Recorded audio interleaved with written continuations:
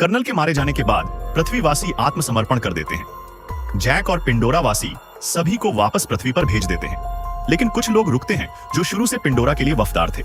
उनके साथ एक बच्चा भी रुकता है, क्योंकि वो इतना छोटा था कि वो स्पेस ट्रेवल नहीं कर सकता था। उसका नाम स्पाइडर है और वो कर्नल का ही बेटा होता है। इधर जैक को कबीले का सरदार बना दिया जाता है। उसके 3 बच्चे हैं, बड़ा नितेम, दूसरा लोआक और लड़की टुक। साथ ही डॉक्टर कीरी के भी एक बेटी होती है।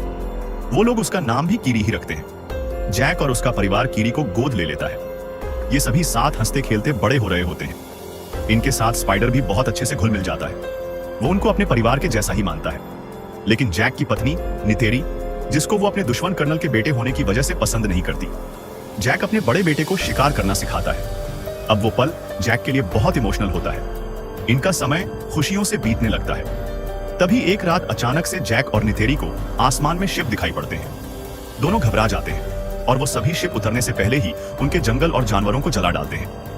इतनी ज्यादा तबाही देखकर जैक परेशान और नितेरी टूट जाती है। इस बार वो पहले से भी कहीं ज्यादा तादाद में मशीनरी लाते हैं।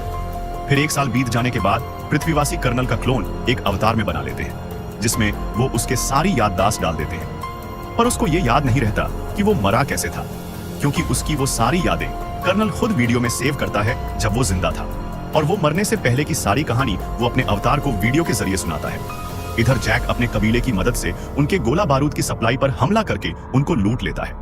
इधर कर्नल अपने साथियों को पिंडोरा पर फिर से हमला करने और किसी भी हालत में जैक को पकड़ने का प्लान बनाता है, और फिर अपने साथियों के साथ पिंडोरा पर अपने लोगों के मिलिट्री बेस पर पहुंचता है।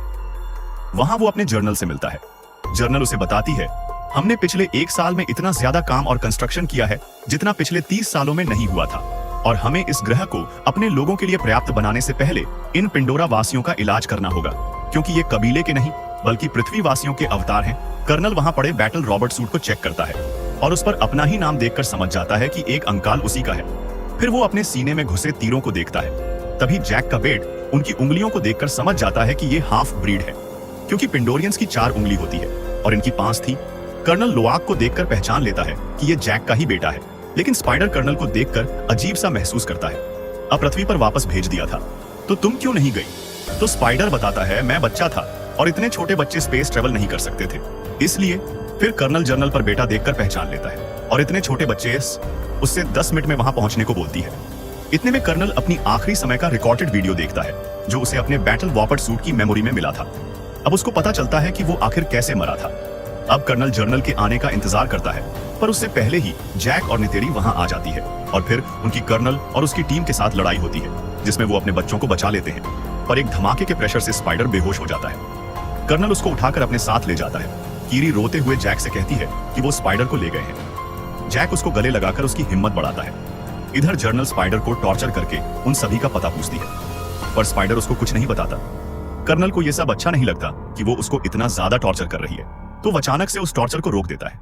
उस टॉर्चर की वजह से स्पाइडर की नाक से खून निकल आता है। अब कर्नल जर्नल से कहता है कि ये मुझे जानता है, मैं अपने तरीके से इससे बात उगलवा सकता हूँ। तो जर्नल उससे कहती है, ये तुम्हारा बेटा नहीं है, और कहकर वहां से चली जाती है। पिंडोरा पर जैक अपनी पत्नी से कहता है कि अब हमको ये जगह छोड़नी पड़ेगी, क्योंकि स्पाइडर कर्नल के पास है और वो उससे सब उगलवा लेंगे। स्पाइडर से बात करने आता है। वो स्पाइडर को अपना लॉकेट देता है। स्पाइडर उसे देखते ही तुरंत फेंक देता है। असल में वो अपने पिता से नफरत करता है, क्योंकि वो जानता है कि उसके पिता ने लोगों पर बहुत अत्याचार करे और बेगुनाहों का नुकसान किया है। अगले पल जैक अपना पद त्याग कर अपने परिवार को लेकर इटकान या लीफ आइलैंड पहुंचता है। उस आइलैंड पे रहने वाले कबीलों का रहन सहन उन लोगों से बिल्कुल अलग होता है। वो कबीला आसमान की जगह पानी के अंदर का शिकार करते हैं। उस कबीले के लोग जैक और उसके परिवार का मजाक उड़ाते हैं, क्योंकि वे कबीले में शामिल होने आए हैं। तो सरदार उससे कहता है कि तुम जंगलीवासी हो और हम पानी के, तुम्हारी कोई भी कुशलता यहाँ काम नहीं आएगी। जैक कहता है, हम जल्दी सीख लेंगे।